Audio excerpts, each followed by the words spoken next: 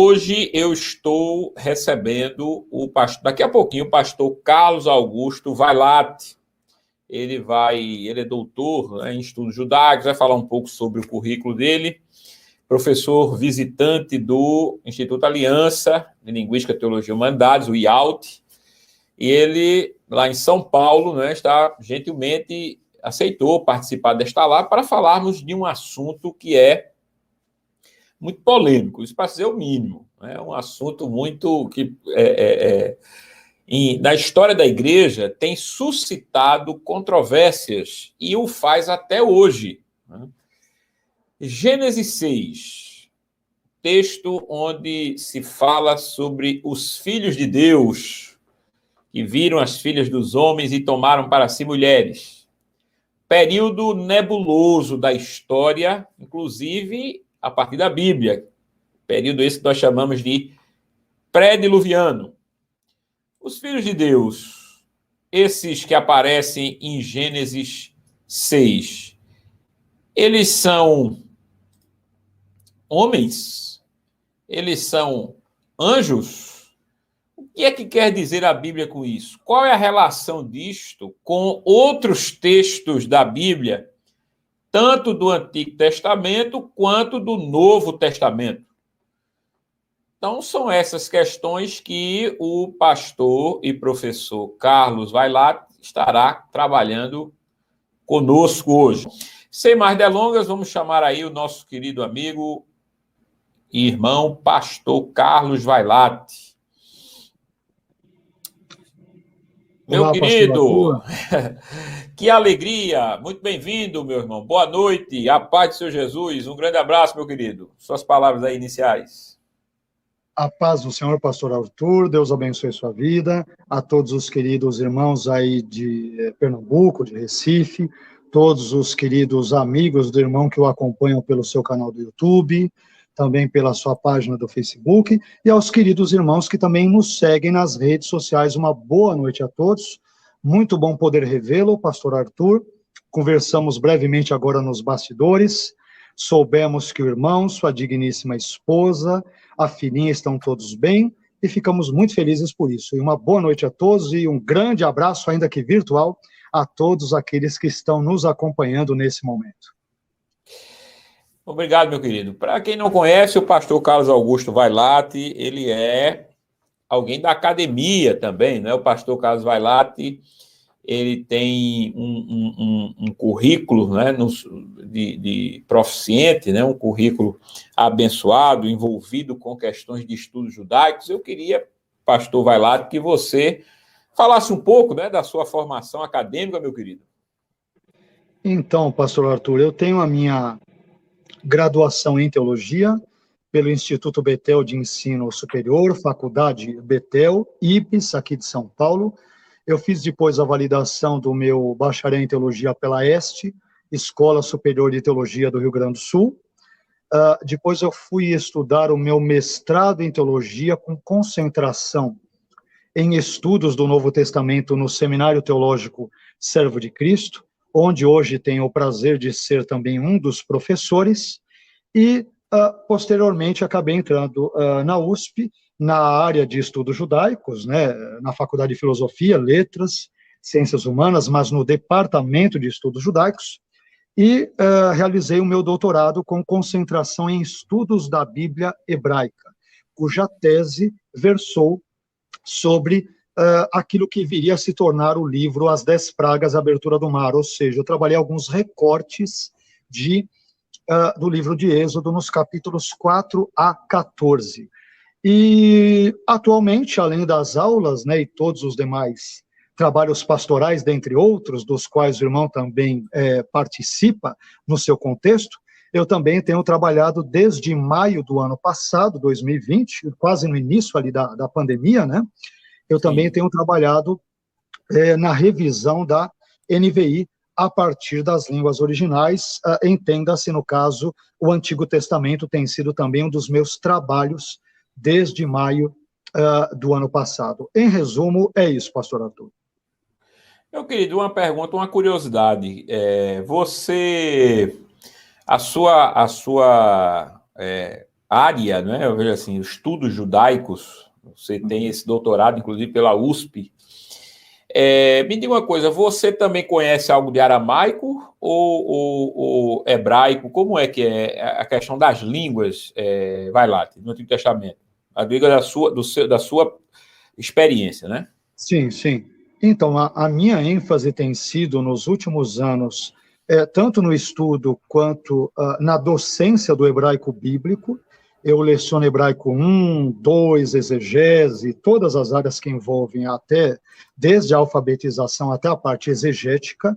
E aramaico eu também tenho conhecimento, também estudei, né, durante um ano aramaico bíblico, e embora não lecione especialmente isso, mas também tenho conhecimento do aramaico bíblico, mesmo porque é importante o aramaico, devido ao fato de nós termos algumas porções do Antigo Testamento, trechos longos de Esdras e também de Daniel, que irão ali pertencer a um contexto exílico ou pós-exílico, onde a língua aramaica ela era, portanto, a língua comum das relações internacionais, relações políticas, econômicas, comerciais, dentre outras, na época. Então, o aramaico, embora ele corresponda apenas a 2% aproximadamente do Antigo Testamento, ele é importante enquanto uma língua cognata ou aparentada ao hebraico. Então, a minha ênfase é mais o hebraico bíblico, mas também conheço o aramaico bíblico, onde pude estudá-lo durante um ano também. O meu querido professor e pastor Vailate. Vailate também é pastor, né? Igreja Evangélica Jaboque, não é, Vailate? Aí em São Paulo. Isso, pastor Arthur, sou pastor aqui de uma comunidade pequena aqui em São Paulo, na Zona Leste, Igreja Evangélica Jaboque, que atualmente e provisoriamente está fechada, né, devido a esta fase emergencial em São Paulo, aguardando as novas diretrizes aqui do Estado, mas assim tão logo termine essa pandemia e as coisas voltem ao normal, as pessoas, especialmente aqui da Zona Leste, de bairros como a Moca, do Brás, Vila Prudente, Parque São Lucas, São Caetano, ABC, que são regiões vizinhas, são mais do que convidados, tão logo essa pandemia passe, a nos fazer uma visita aí. Serão todos muito bem-vindos à Igreja Evangélica Japão. Eu aproveito para pedir àquelas pessoas que estão nos acompanhando, né, que divulguem, né, faça aí essa divulgação, não é? Que é muito importante nos seus contatos, tá certo? Aproveitando esse momento em que nós estamos aqui juntos tendo essa conversa sobre um tema que ao longo da história da igreja, né, tem sido assim motivo de muitas controvérsias, né, de debates até o dia de hoje. Eu queria começar sobre este tema perguntando ao professor Vailate o seguinte, veja, professor Vailate, Gênesis 6, né, que é o tema principal da nossa conversa. Gênesis 6 fala de um período nebuloso, né, o período pré-diluviano, período que nós não conhecemos muito bem. Né? Eu queria saber de você, Vailate, aquele período, o período de Gênesis 6, antes do dilúvio, né? Para você, pela sua leitura, pelos seus estudos, como é que você poderia dar, em breves palavras, um panorama assim do que era aquele período? O que é que você pode dizer para a gente que era aquele período ali de Gênesis 6? Né? Eu digo em termos de mundo.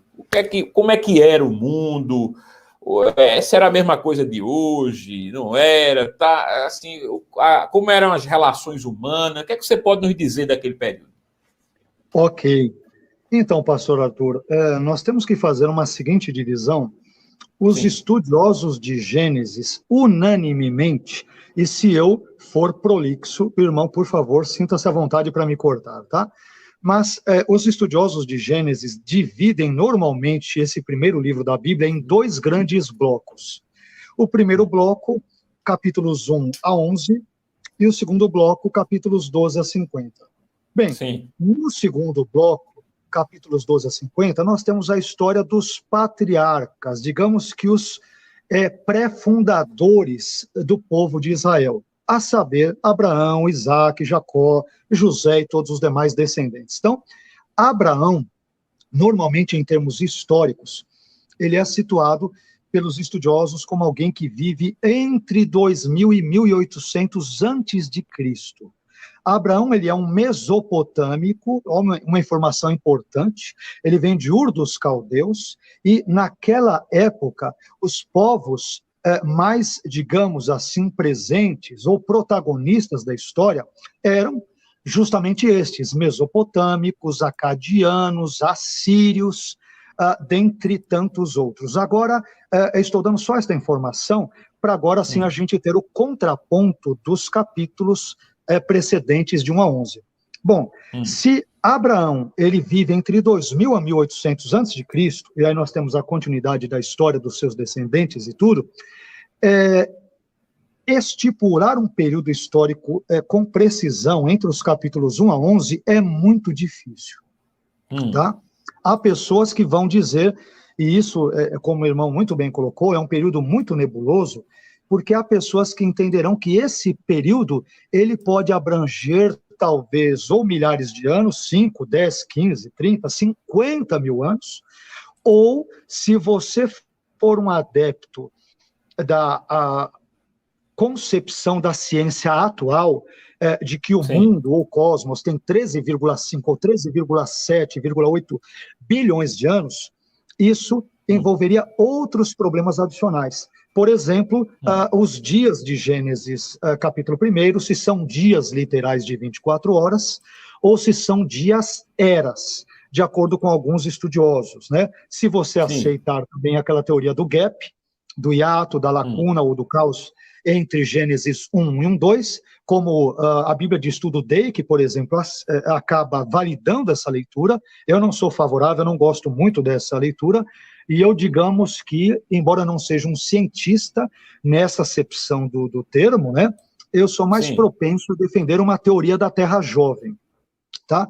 Então, eu diria que esse contexto antediluviano, ele envolva milhares de anos. Eu não me arriscaria a dizer, com todo respeito àqueles que pensem diferente, que nós teríamos milhões ou bilhões de anos. Não, eu entendo que nós teremos ali milhares de anos, visto que eu sou adepto desse pressuposto teórico hipotético da Terra jovem, né? Então, esse é um cenário bem genérico, né? Com mesopotâmicos, ou seja, povos da Mesopotâmia antiga, os acadianos, os assírios, os sumérios e, por que não dizer, os egípcios com grande protagonismo naquela época. Este é um cenário histórico-social em geral e muito regado a sincretismos religiosos, um pluralismo religioso, uma idolatria profunda e, portanto, um vigoroso distanciamento de Deus. Em termos genéricos, é isso que eu diria, tá?